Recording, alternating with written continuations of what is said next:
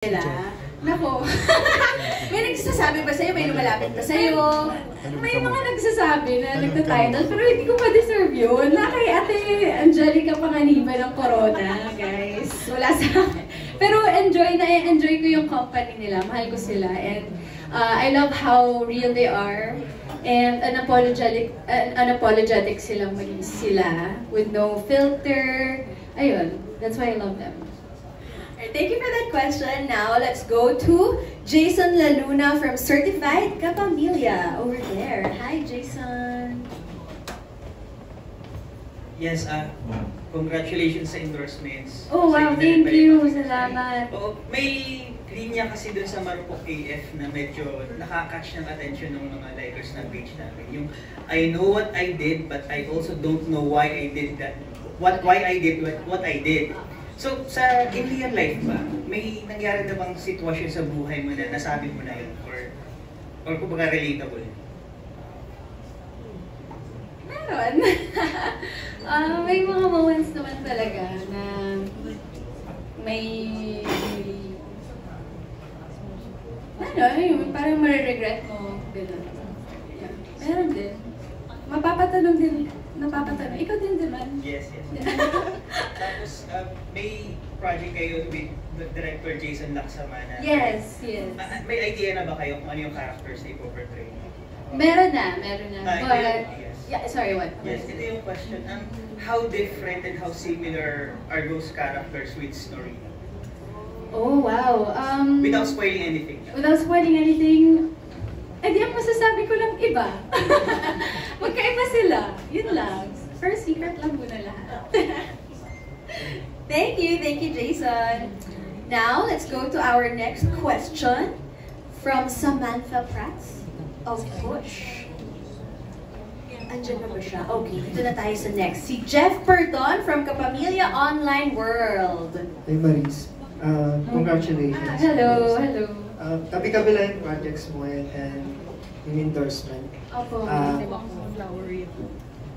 Paano mo na ma-manage yung time between career and personal life? And also, paano mo na ma-manage yung time between your on-screen partner and your real-life partner? Ano ba? Yun nga din yung tanong ko eh. Paano ko ba na ma-manage? Well, ngayon,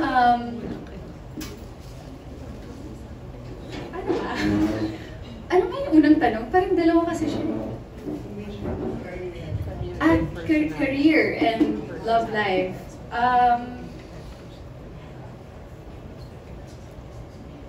Okay naman. Namamanage naman ng maayos. Ayun lang. On-screen partner and well, sa amin naman kasi ni Anthony, work is work talaga. And pag uwi ng bahay, you go back to your real selves. Ganun naman yung cycle ng buhay as an artist. So yeah. Dapat masaya ka lang sa ginagawa. Thank you. Would you like to go to the next question? Yeah, sure. Okay. Let's go to Nikki Wang from Manila Standard. Excuse me. Thank you. Hi, Nikki. Hi! Hi Maris, congratulations sa yung bagong project. Kanina dun sa video na pinakita, one of the lines that nag-stuck sa akin yung binubura mo ako sa sarili kong kwento. Now, applying that to your personal life, how do you ensure that you're still the main character in your own story?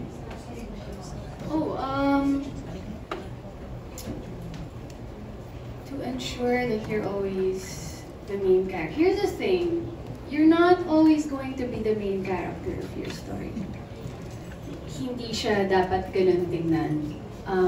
There are times na mag-give way ka for other people. There are times na bigay mo naman sa sarili mo. It's a balance of the two. And siguro ang tamang i-apply sa buhay ay kung masaya ka sa choices mo. And kung masaya ka sa choices mo, magiging magaan yung life. Are you happy with your choices in life? Ish. Happy naman, happy naman. Now, I would like to piggyback on the title of your film, Marupok AF. Marupok ba si Maris Racal? If so, gaano ang karupok? Marupok AF. Marupok ako in a sense na, when I was young, marupok talaga ako. Ngayon, I think mas head-on na ako sa life kaysa sa hard on my sleeve. Parang mas mature ako ngayon, I would say.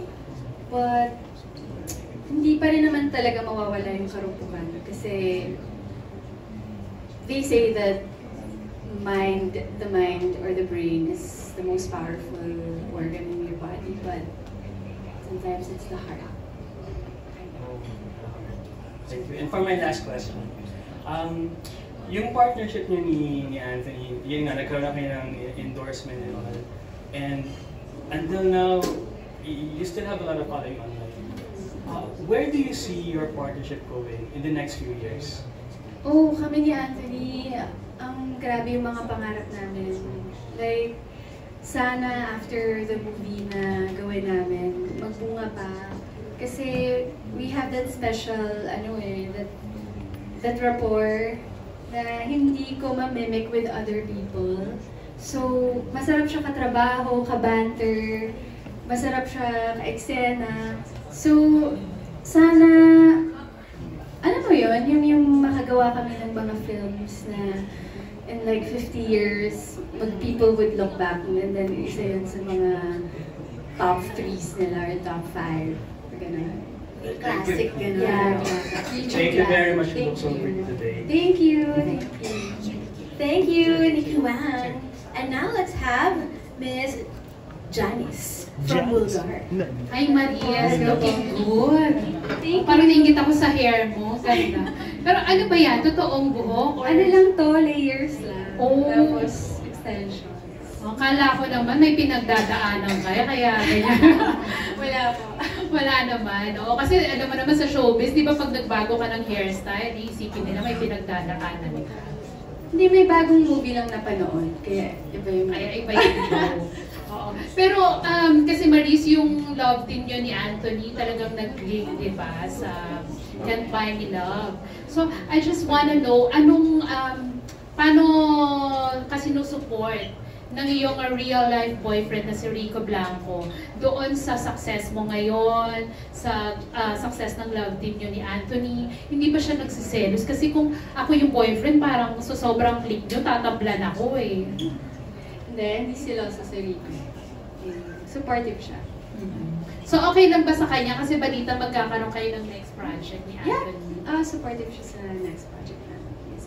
Ano nang development doon? Kailan na mag-push through ba siya? Magsa-start na po kami soon. Ngayon lang, ready lang yung table readings, yung workshops, ganun po. So parang ito yung highlight talaga ng career mo, Maris, dahil ang daming nagkagusto dun sa role mo. So parang talaga ngayon yung year mo, di ba? So at this point of your life ba, anong mga priorities mo, Maris? Career or personal life? Kasi medyo matagal na rin kayo ni Rico. What if at the height of your career, bigla kang alokin? Uso pa naman yung mga marriage proposal.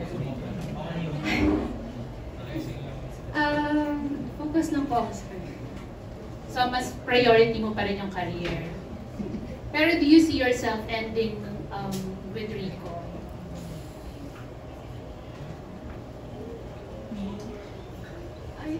Yeah.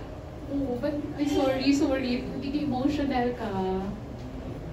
Sorry. Would you like to say something?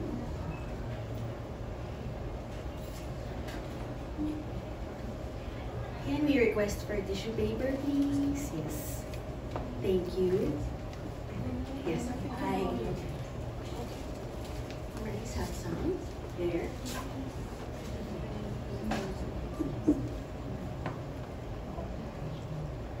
I'm so scared. I'm really scared. Dami kasing tanong about him and I'm tired of smiling. and nodding.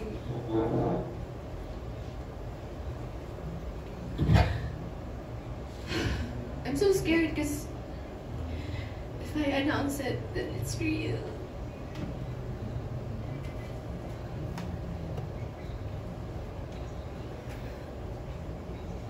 But yeah, Rico and I are over. So sorry, Maris.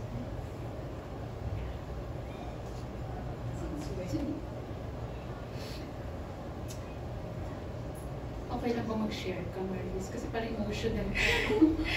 It's fresh. It's been a few weeks.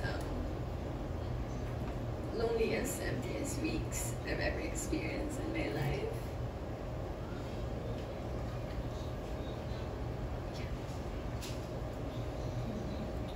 So, I know, may pinagdadaanan ka nga. Pero paano ka nagko-cope up ngayon? Nanonood lang ako ng Bluey. Ayun lang. Well, walang nagtanong, but, nangyari? Oo. Well, wala akong short answer for it.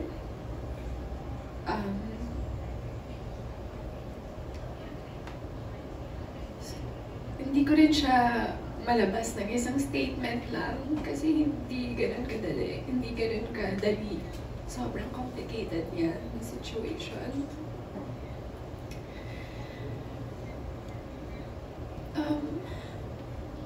Rico and I,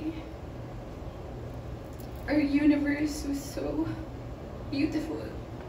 It was so full of love, laughter, music, everything. It's spontaneity, everything. Sa 5 years namin together, we were always on the same page. Always on the same page. But I don't know what happened to me. Maybe I turned to the next page and saw a new perspective sa life. I had visions of who I want to become, how I want to evolve. I'm so curious about the world.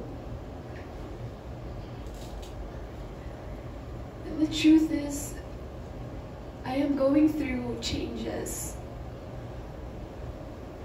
And alam naman natin yan, change is either good or bad. But what I hate about change is that it's inevitable. Hindi mo siya matatakasan.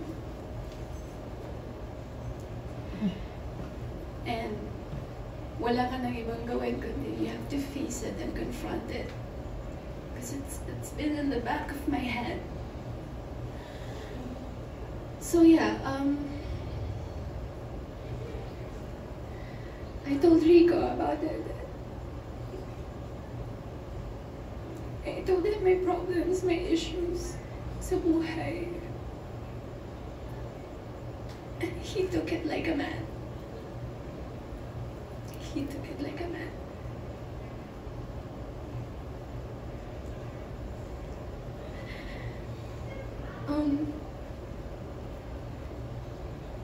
It was a very difficult talk because I love him so much.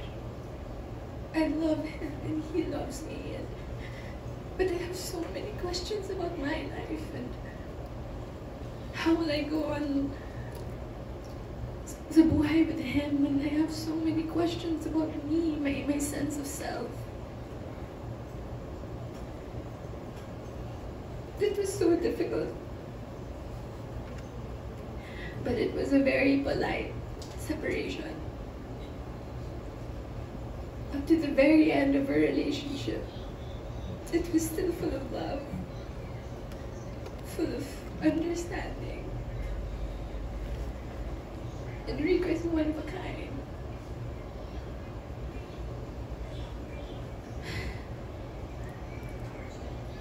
If only I could skip through my 20s, you know. But I can't. I have to face it. I have to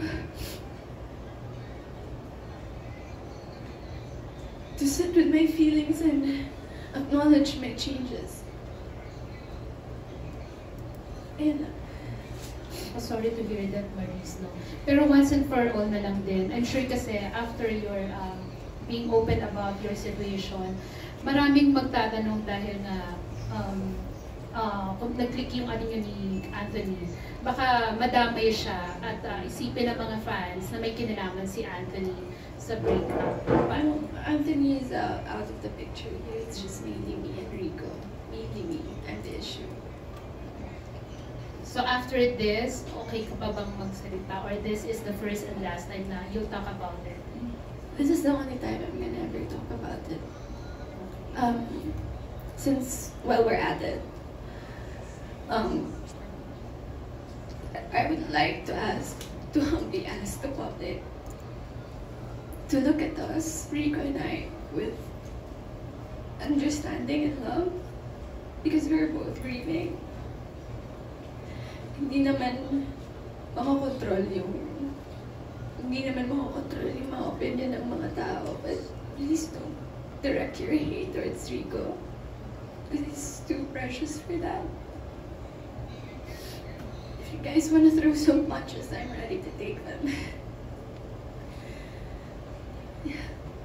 Thank you for being honest, Maris. Sorry. Okay, thank you. Thank you, Miss Janice. And Maurice, if you'd like to